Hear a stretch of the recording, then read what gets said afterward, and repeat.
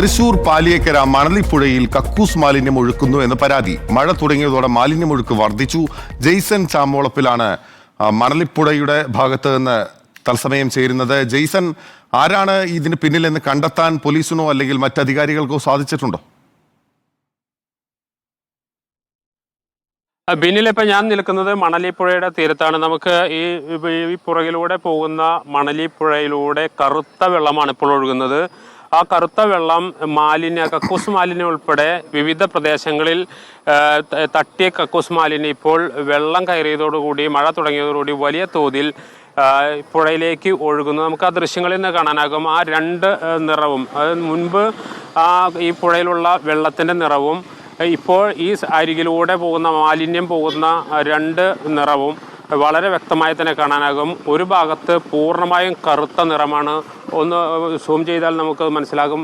ഒരു ഭാഗത്ത് കറുത്ത നിറവും അപ്പുറത്തെ സൈഡിൽ സ്വാഭാവികമായി ഒരു പുഴയ്ക്കുണ്ടാകുന്ന കളറുമാണുള്ളത്. അത്രയേറെ മാലിന്യം കഴിഞ്ഞ കുറേ മണിക്കൂറുകളായി ഒഴുകിക്കൊണ്ടിരിക്കുകയാണ്.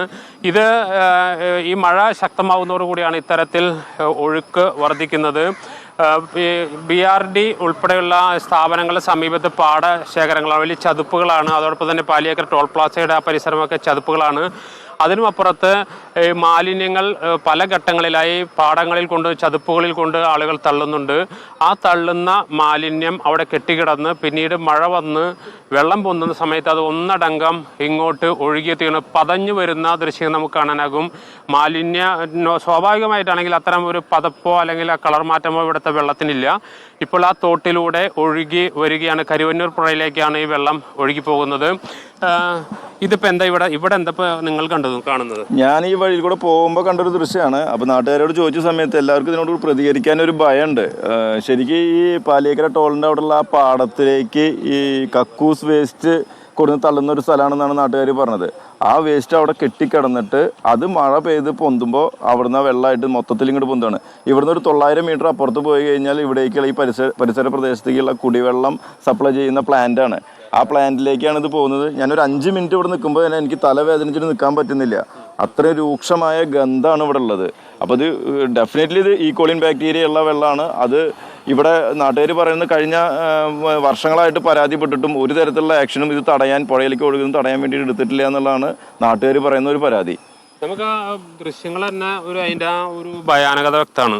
കാരണം 2 ഭാഗങ്ങളിലായി ഉള്ള വെള്ളം രണ്ട് കളർ. ഇപ്പം നമുക്ക് ദേവപ്രയാഗൊക്കെ പോയാൽ ഉത്തരാഖണ്ഡിൽ ദേവപ്രയാഗ പോയാൽ ആ 2 നദികൾ സംയോജിക്കുന്ന 2 കളർ പോലെയാണ്. ഇതൊരു മണലിപ്പുഴയുടെ കൈവഴികളിലൂടെ വരുന്ന വെള്ളത്തിൻ്റെ സ്ഥിതി ഇത്രയും രൂക്ഷമായിട്ടും ഒരു പ്രതികരണം ഇവിടെ നാട്ടുകാർക്ക് പോലും, ഞാനിപ്പോൾ ഇവിടെ വന്നിട്ട് പല ആളുകളോടും അഭിപ്രായം പറയണം ഇത് സംബന്ധിച്ച് എന്താണ് പറയുമ്പോൾ ആരും ഒന്നും പറയാൻ തയ്യാറില്ല. എന്താ അതിനുള്ള അതെന്തുകൊണ്ടായിരിക്കും? അവർ പറയുന്നത് അവർക്ക് പേടിയാണ്. അവരിവിടെ ഈ പരിസരത്തൊക്കെ ചെറിയ ചെറിയ കച്ചവടങ്ങൾ ചെയ്യുന്നതും അതേമാതിരി ഇവിടെ ജീവിക്കുന്ന സാധാരണക്കാരാണ്. പക്ഷെ അവർ ക്യാമറ മുമ്പിൽ വന്ന് പറയാൻ എല്ലാവർക്കും പേടിയാണ്. ക്യാമറ ഓഫ് ചെയ്യുമ്പോൾ അവരൊന്ന് കാര്യങ്ങൾ പറയുന്നുണ്ട്. അവർക്ക് പേടി, ഇത് നാളെ പറഞ്ഞു കഴിഞ്ഞാൽ രാഷ്ട്രീയക്കാരെ ഇടപെട്ടിട്ട് അവർക്കെതിരെ ഒരു ബുദ്ധിമുട്ടുണ്ടാക്കും എന്നുള്ള പേടിയാണ് അവർക്ക് വരുന്നത്.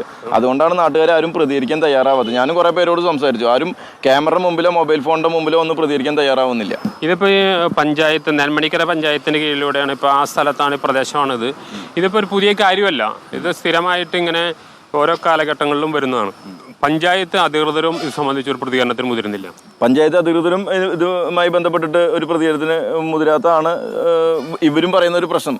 അവർ പരാതി കൊടുക്കും, പഞ്ചായത്തുകാർ പറയും അവിടെ എന്തോ ഇത് കെട്ടിക്കിടന്നിട്ട് ഈ പോള എന്തൊക്കെ കെട്ടിക്കിടന്നിട്ട് വരുന്നത്. പക്ഷെ അതല്ലത്, ഇത് ശരിക്കും കക്കൂസ് വേസ്റ്റ് തന്നെയാണിത്. ഇപ്പം നമുക്ക് കാണാം, ഇപ്പോൾ ആളുകൾ ഇവിടെ ടൂറിസം മേഖല എന്നാണ് പറയുക. ഇപ്പോൾ വെള്ളം പൊന്തി കഴിഞ്ഞാൽ ബോട്ടിങ്ങിനുള്ള സൗകര്യം ഉണ്ടാക്കുന്ന ആളുകൾ, ഈ ആളുകൾ ഇറങ്ങി നിൽക്കുന്നത് ഇത്രയേറെ മാലിന്യം നിറഞ്ഞ ഒരു വിഷാംശമുള്ള ജലത്തിലാണ്. രോഗങ്ങൾ പടരാൻ കൂടുതൽ സാധ്യതയുള്ളത്. അപ്പോൾ നമുക്ക് ആ ദൃശ്യങ്ങൾ തന്നെ വളരെ വ്യക്തമാണ്. അത്തരം സ്ഥലത്ത് നിന്നിട്ട് പോലും ആളുകൾ നിൽക്കുമ്പോൾ പോലും ആളുകളെ സംബന്ധിച്ച് പ്രതികരിക്കാൻ തയ്യാറാവുന്നില്ല. അതെ, ആളുകളും അത് കുറച്ച് നേരത്തെ ഇവിടെ വന്നിട്ട് പശുവിനെ ഇതിനൊക്കെ കഴുകുന്ന ഒരു സാഹചര്യം ഉണ്ടായിരുന്നു. ഈ വെള്ളത്തിലാണ് പശുവിനെ കഴുകി വിട്ടത്. ഇവരൊന്നും പ്രതികരിക്കാൻ, ഇവർ സാധാരണക്കാരായിട്ടുള്ള ആൾക്കാരായതുകൊണ്ടായിരിക്കും. നാളെ അതിൻ്റെ ഒരു റിയാക്ഷൻ അവർക്കെതിരെ ഉണ്ടാവും എന്നുള്ളതിൻ്റെ മുകളിലാണ് അവരാരും പ്രതികരിക്കാൻ തയ്യാറാവുന്നത്. ഞാനും പല ആളുകളോടും ചോദിച്ചു, ആരും പ്രതികരിക്കാൻ തയ്യാറാവുന്നില്ല. പക്ഷേ ഈ പഞ്ചായത്ത് ഭരിക്കുന്നത് ഇടതുപക്ഷമാണെന്നാണ് പറയുന്നത്.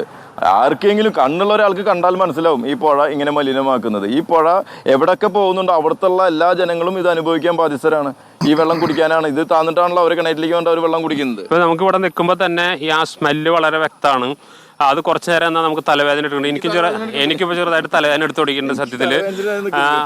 അത്രയും രൂക്ഷഗന്ധം. ഇപ്പൊ അരികത്ത് ഒരു സ്ത്രീ അവരൊരു കച്ചവടം നടത്തുന്നത് ആരും പ്രതികരിക്കാൻ തയ്യാറാവാത്തത് ഈ ഭയം കൊണ്ടാണ്. ഈ ഭയപ്പെടാൻ മാത്രം ശക്തരാണ് ഇത് ഒഴുക്കിവിടുന്ന ആളുകൾ. തീർച്ചയായിട്ടും അത് തന്നെ ആയിരിക്കാം. അല്ലെങ്കിൽ ഈ പാലേക്കര ടോളിന്റെ അവിടുത്തെ വേസ്റ്റ് ഉണ്ട്, അവിടുത്തെ കംഫർട്ട് സ്റ്റേഷനിലെ വേസ്റ്റ് ഒക്കെ വരുന്നുണ്ട് എന്നാണ് ഇവർ പറഞ്ഞത്. അതേമാതിരി തന്നെ അതിന്റെ പരിസരത്തായിട്ടാണ് ഈ സെപ്റ്റിക് ടാങ്ക് ക്ലീൻ ചെയ്യുന്ന ആളുകൾ വണ്ടി തമ്പടിച്ചിരിക്കുന്നത്. അവർ സെപ്റ്റിക് ടാങ്ക് ക്ലീൻ ചെയ്തിട്ട് അത് കൊണ്ടുവന്നിട്ട് അത് നേരെ ഇവിടേക്കാണ് പമ്പ് ചെയ്യണമെന്നാണ് പറഞ്ഞത്. ഈ പാടത്തേക്കാണ് പമ്പ് ചെയ്യുന്നത്. അതവിടെ ഒരു സെപ്റ്റിക് ടാങ്കിൽ ഒരു 10, 30, 50 സെപ്റ്റിക് ടാങ്കുകൾ അവിടെ വരിവരായിട്ട് നിൽക്കുന്നത് കാണാം. ഇവരെല്ലാവരും ഡെയിലി കൊടുന്ന് തട്ടുന്നുണ്ട്. അതവിടെ തട്ടി കെട്ടിക്കിടന്ന് മഴ പെയ്യുന്നതോടുകൂടി അത് പൊന്തിയിട്ട് ഇവിടേക്ക് അത് മണിക്കൂറുകളോളം കഴിഞ്ഞ ദിവസങ്ങളൊക്കെ ഇത് നടന്നുകൊണ്ടിരിക്കുന്നുണ്ട്. ഇപ്പൊ ഞാൻ നേരത്തെ പറഞ്ഞ പോലെ ഇപ്പൊ ടൂറിസത്തിന് വേണ്ടിയിട്ടാണ് ഇവർക്ക് ഈ ബോട്ട് ഇറക്കാൻ നോക്കുന്നത്. അപ്പൊ 3 പെഡൽ ബോട്ടുകൾ ഇവിടെ ഉണ്ട്.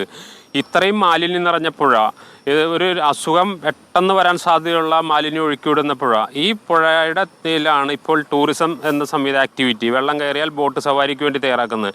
എത്രമാത്രം അപകടകരമാണത്. അത് തീർച്ചയായിട്ടും അപകടകരമാണെന്ന് മാത്രമല്ല, അവരിപ്പോൾ ബോട്ട് കയറ്റി വെക്കുകയാണ് അവിടുന്ന്. അവർ ഈ വെള്ളം കയറിയത് കൊണ്ടും ഈ മലിനജന ബോട്ടിലേക്ക് ലീക്കായി കയറുന്നതുകൊണ്ട് അവർ ബോട്ട് കയറ്റി വെക്കുന്നതാണ് ഞാൻ ചോദിച്ചപ്പോൾ അവർ പറഞ്ഞത്. അപ്പോൾ അതും അപകടകരം തന്നെയാണ്.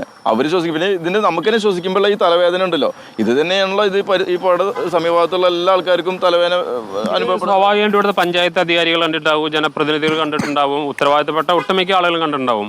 ഒരു ആക്ഷനോ അല്ലെങ്കിൽ ഇത് തടയാനായിട്ടുള്ള സംവിധാനങ്ങളോ ഒന്നും ഇല്ല എന്ന് പറയുന്നതിൻ്റെ ഒരു സ്ഥിതി എന്താ നമ്മുടെ നാട്ടിൽ? ഞാനിപ്പോൾ ഇവിടെ വന്ന സമയത്ത് ഞാനിപ്പോൾ ഇവിടെ ഒരു 2 മണിക്കൂറോളായി ഞാൻ ഇവിടെ വന്ന് നിൽക്കുന്നു. ഇത് എന്തെങ്കിലും ആരെങ്കിലും അറിയിക്കാൻ പറ്റി അറിയിക്കാന്ന് വിചാരിച്ചു. 2 മണിക്കൂറായി ഇവിടെ വന്നപ്പോൾ